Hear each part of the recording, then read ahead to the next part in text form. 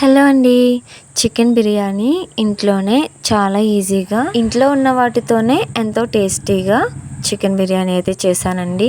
అస్సలు డౌట్ పడకుండా నేను చేసిన ప్రాసెస్లో చేసి చూడండి. వీడియోలోకి వెళ్ళే ముందుగా welcome back to my channel Godavari అమ్మాయి అరుణ. ముందుగా రైస్ అనేది నానబెట్టేసుకోవాలి. రేషన్ బియ్యం కాకుండా వేరే ఏ రైస్ వాడినా గానీ అరగంట ముందే నానబెట్టుకోవాలండి. 2 కప్పుల రైస్ తీసుకున్నాను. ఒక 2 సార్లు అయితే వాష్ చేసేసుకుని రైస్ మునిగేంత వరకు వాటర్ వేసి నానబెట్టుకోవాలి. దీనిని పక్కన పెట్టేసుకుని నెక్స్ట్ ప్రాసెస్ అయితే చూసేద్దాం. 2 ఉల్లిపాయలు పై తొక్కంతా తీసేసి సన్నగా పొడవుగా కట్ చేసుకోవాలన్నమాట. వీటిని ఫ్రై చేయడం కోసం ఇలా సన్నగా కట్ చేస్తున్నానండి. ఉల్లిపాయలు ఇలా సన్నగా కట్ చేసిన తర్వాత ఒక్కసారి ఇలా వీడియోలో చూపిస్తున్న విధంగా చేసినట్లయితే వేయించినప్పుడు బాగుంటాయండి. అవి విడివిడిగా అయిపోయి త్వరగా వేగుతాయి అన్నమాట. ఇప్పుడు వీటిని పక్కన పెట్టేసుకుని స్టవ్ మీద ప్యాన్ పెట్టి 2 స్పూన్ల ఆయిల్ వేసి ఆయిల్ హీట్ ఎక్కిన తర్వాత కట్ చేసి పెట్టుకున్న ఉల్లిపాయ ముక్కల్ని వేసి దోరగా వేయించుకోవాలి. మధ్య మధ్యలో కలుపుకుంటూ డీప్ ఫ్రై చేసుకోవాలన్నమాట.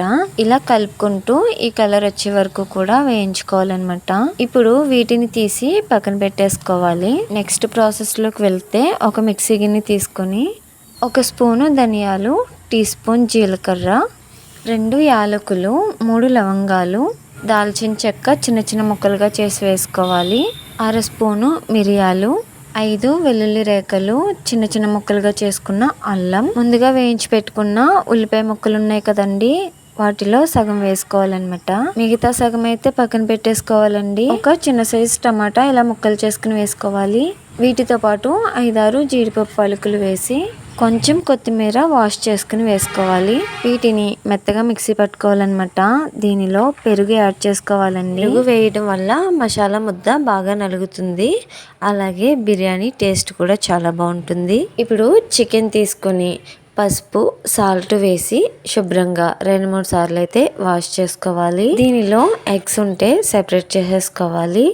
ఇప్పుడు దీనిలోకి చిటికెడు పసుపు, రుచికి సరిపడినంత సాల్ట్. చికెన్ కి సాల్ట్ ఎంత సరిపోతుందో చూసుకుని వేసుకోవాలండి. రైస్ లో కూడా సాల్ట్ యాడ్ చేస్తాము. ఇప్పుడు కారం కూడా ఒక 2-3 స్పూన్లు అయితే వేసుకోవాలి.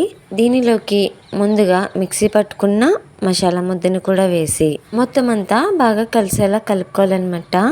కారం ఇంకొంచెం పడుతుంది అంటే ఒకసారి చూసుకుని అయితే వేసుకోవాలండి. ఇదంతా కూడా ఒకసారి బాగా కలుపుకుని దీనిలోకి అరచెక్క నిమ్మరసాన్ని వేసుకొని ఇంకొకసారి మొత్తం అంతా ఒకసారి కలుపుకొని మూత పెట్టుకుని పక్కన పెట్టేసుకోవాలి. ఇదంతా ఒకసారి కలుపుకొని 10 నిమిషాల పాటు పక్కన పెట్టేసుకుంటే మనం వేసిన మసాలాలన్నీ కూడా చికెన్ కి బాగా పడతాయండి. ఇప్పుడైతే రైస్ ని ప్రిపేర్ చేసుకోవడానికి ముందుగా నానబెట్టుకున్న రైస్ ని ఏ పాత్రతో బిర్యానీ చేస్తామో ఆ పాత్రలో రైస్ వేసి రైస్ మునిగే వరకు కూడా వాటర్ వేసి రైస్ కి సరిపడినంత సాల్ట్ వేసి 2 బిర్యానీ ఆకులు, బిర్యానీ మసాలాలు ఉంటాయి కదండి, వాటిని కూడా ఈ రైస్ లోకి వేసేసుకోవాలి. టీ స్పూన్ ఆయిల్ వేసుకోవాలండి. రైస్ అయితే ముద్ద అవ్వకుండా విడివిడిగా పొడి పొడిలాడుతూ ఉంటుందన్నమాట. ఇప్పుడు ఈ పాత్రను తీసుకెళ్లి స్టవ్ మీద పెట్టి 80% కుక్ అయ్యే వరకు ఉడికించుకోవాలి. ఈ రైస్ ఉడుకుతూ ఉంటుందండి. ఈలోగా చికెన్ అయితే ప్రిపేర్ చేసుకుందాం. వేరే స్టవ్ మీద ప్యాన్ పెట్టి ఆయిల్ వేసి ఆయిల్ హీట్ ఎక్కిన తర్వాత టీ స్పూన్ జీలకర్ర, ఒక బిర్యానీ ఆకు వేసి ముందుగా ప్రిపేర్ చేసి పెట్టుకున్న చికెన్ ని వేసి చికెన్ 80% ఉడికే వరకు కూడా వేయించుకోవాలన్నమాట.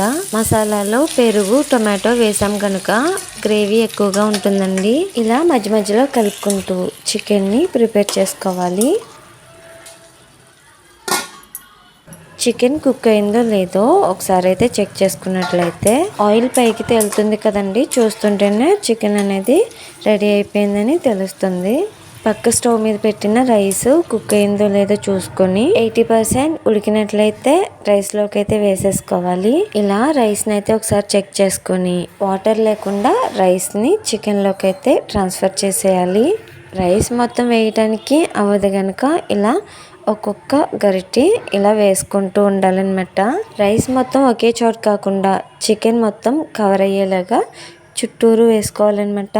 ఇట్లా రైస్ని సమానంగా చేసుకుని స్టార్టింగ్లో వేయించి పెట్టుకున్న ఆనియన్స్ ఉంటాయి కదండి, అవైతే రైస్ పైన వేసేసుకోవాలి. అలాగే తురిమిన కొత్తిమీర కూడా పైన వేసేసుకోవాలి. పైన కరిగించిన నెయ్యి కూడా వేసానండి. వీడియో క్లిప్ అయితే మిస్ అయింది. పైన మూత పెట్టి 10 నిమిషాల పాటు సిమ్లో పెట్టి ఇంకొక 10 నిమిషాల పాటు రేకు మీద ఈ పాత్ర పెట్టి ప్రిపేర్ చేసుకోవాలి. బిర్యానీ ప్రిపేర్ అయ్యేలోగా పెరుగు చట్నీ అయితే ప్రిపేర్ చేసుకుందామండి.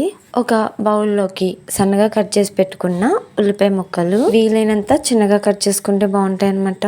ఒక పచ్చిమిర్చి ఇలా ముక్కలు చేసుకుని వేసుకోవాలి. అలాగే కొంచెం కొత్తిమీర వాష్ చేసుకుని ఇలా కట్ చేసుకుని వేసుకోవాలి. దీనిలోకి రుచికి సరిపడినంత సాల్ట్ వేసి, కావాలనుకుంటే క్యారెట్ ముక్కలు అవి కూడా వేసి పలుచగా కలిపి పెట్టుకున్న పెరుగండి.